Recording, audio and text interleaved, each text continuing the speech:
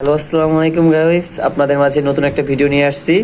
আমরা আজকে গরুর মাংস ভুনা করে খাবো, ব্যাচেলার আমি আমার ফ্রেন্ড। তো শুরু করে যাক। প্রথমে আমরা হচ্ছে পেঁয়াজ বাটা, তারপর দিব হচ্ছে আদা বাটা, তারপর হচ্ছে দেব রসুন বাটা, তারপর হচ্ছে দেব পরিমাণ মতো হলুদের গুঁড়া, আপনারা দেখতে পাচ্ছেন।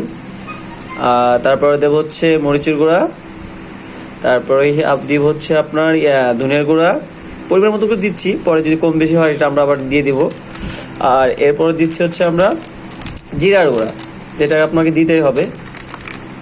পরিমাণ মতো আমরা জিরার প্যাকেট নিয়ে আসছি, ওইটা ওইখান থেকে দিচ্ছি। তারপরে দিচ্ছি হচ্ছে আমরা যেটা না দিলেই নয়, এটা হচ্ছে মশলা। এই মশলা হচ্ছে প্যাকেটে সব কিছুই থাকে, এলাচ, দারচিনি, একবারে এভরিথিং। তো সেক্ষেত্রে আমরা এটা পরিমাণ মতো দিয়ে দেবো।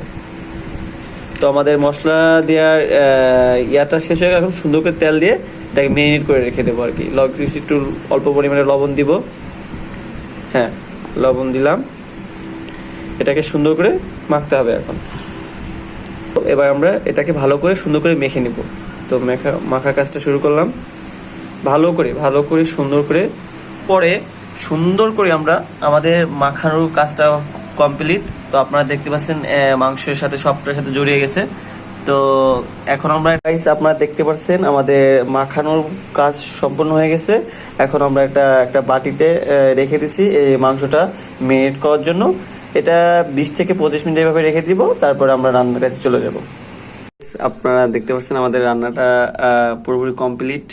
তো এটা আমরা ভুনা করতে চাইছি, যে কালা ভুনা হয়ে গেছে, যাকে এই যে আমাদের মাংসর ইয়া।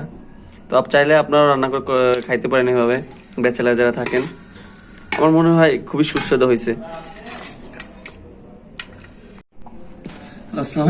তো আমরা আপনাদের খেয়ে দেখাচ্ছি, দেখি দেখে